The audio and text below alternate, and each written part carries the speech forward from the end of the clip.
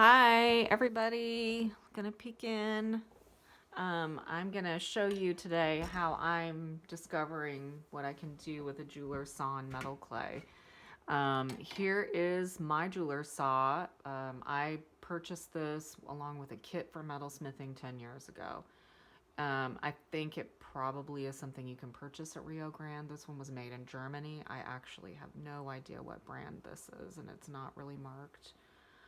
It's pretty durable, and I've had it for a long time, and I've done a lot of different kinds of saw fretwork with this saw, and I've never had trouble. It has a nice handle.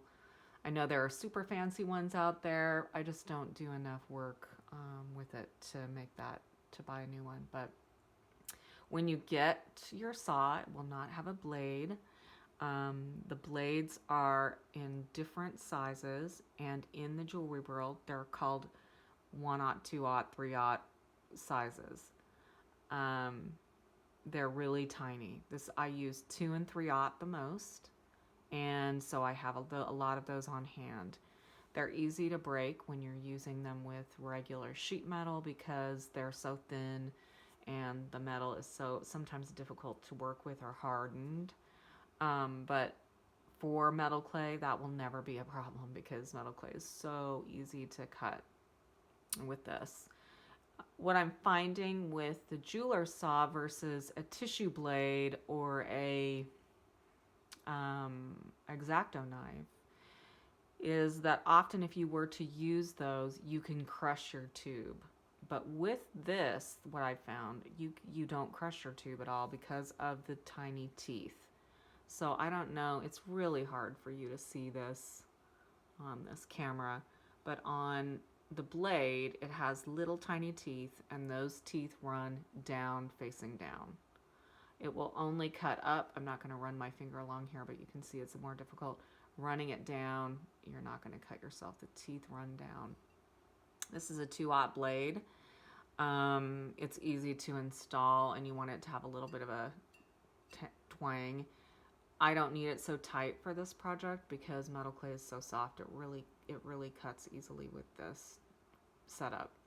So this is just a standard jeweler saw, kind of nothing special, and I've already installed the blade, and we can talk a little bit more about that if people are interested. So let me show you my chain. I've been working on this particular chain, and it is a slightly, I think it has a little texture on the outside. Fired, this was my test fire.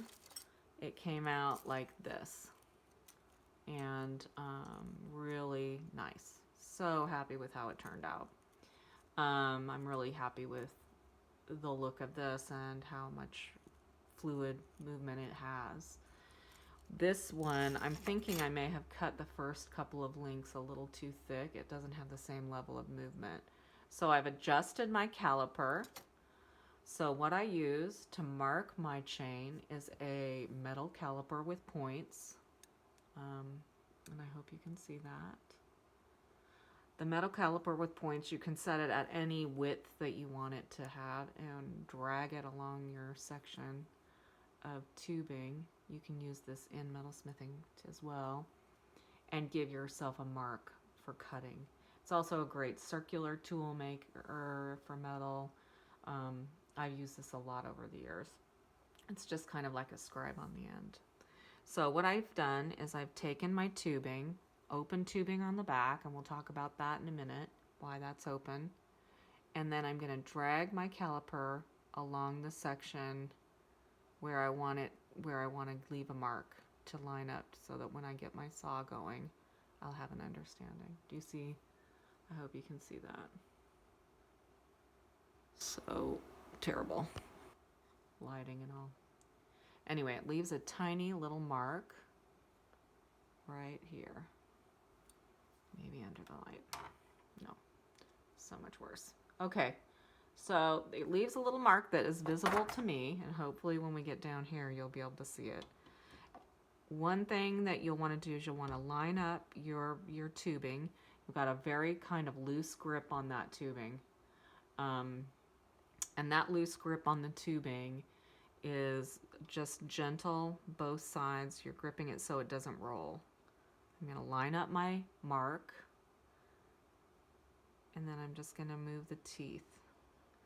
And I start looking at it and I'm like, okay, is that straight? And then I just let the weight of the saw just guide down very slowly, long, steady strokes, so that I don't wind up crushing my tube and I don't wind up getting a real strange shape to the backside, because I want it to be as perpendicular as possible and as clean a cut. And what you'll see is you'll see this little circle. It's like a perfectly cut circle. There's some dust in there. So now the back side is open, and I'm going to add it to my chain, and I'm going to do it here because if I do it lower you won't be able to see. And I basically just work that little opening. You know, it's open on a bunch of sides now, which make it a little bit more complicated. And this is art clay silver, so it has a little bit of flexibility. It's bone dry though. Let it dry overnight. Don't heat dry it and then go on over to your bench and do it. Make your tubing a night in advance before you do this. And then you can see the difference that I'm getting in the thinner ones. So I might have to go back and cut the thicker ones down a little bit. So that's basically it. I'd make that chain. I'm going to make about 6 inches for both sides maybe. I'm going to probably, when I get done making it, I'm going to go ahead and fire the chain by itself and then add links and refire back to the pendant so that the pendant will have I just want it to have a really nice decorative chain up to the hairline probably, and then the back will be a smoother chain. This is a little bit rougher. I don't think it will be very comfortable to wear. That's why I would do that. So here's the chain. It has a lot of, I think, really cool interest. I'm really happy with the look of that chain, particularly for this piece. But I'm going to be playing with all kinds of chain, and I love using this jeweler saw. The jeweler saw does have a little dust. You'll see that you'll have some material left, in which case I probably would locate a box or something to catch all of my dust in so that I could reuse my dust. I have cleaned this off, vacuumed it, and taken out all the silver, copper, and brass that were probably embedded in this over the years, so that I have a nice clean bench pen. If you have a clean bench pen, you won't have to worry about that. Then I'm going to reconstitute that powder into something else, and voila, nothing is wasted. So the tubing is made around a straw. I keep the back open on purpose so that I can move the chain links together, and it makes for more of a clean line too. But it's easy to fill and change if it's not super clean. When it fuses together in the kiln, it becomes sort of irrelevant. Some of the stuff, you know, you can turn it. So you see how this looks very done and clean. Once it goes through the tumbler and it gets patinaed and polished, it will look great. So anyway, that's just my newest exciting thing that I think will be a really fun technique. I'm thinking about trying some squares. I'm thinking about trying some larger chain like this. And I'm going to use a 960, like a one fire for that, to see if I can get the chain links, if they are, you know, larger, if they can be more stable. So anyway, just a little quick check-in with you guys. Hope that everybody's doing good, and you know, I really appreciate the time that you give to this page. So anyway, hope you're having a good day. Hope this will give you some creative impulse. And I think, you know, somebody mentioned something about tube setting stones. I think you could easily make tubes that you could then take burrs inside and create a perfect bezel or a perfect tube setting for stones. So this could be an interesting way to put texture on the outside of a tube setting, and we'll have to play with that. So we'll see what we can come up with next on that. Anyway, I hope you guys are taking care of yourselves, being good to yourselves, and loving your neighbor. Bye-bye.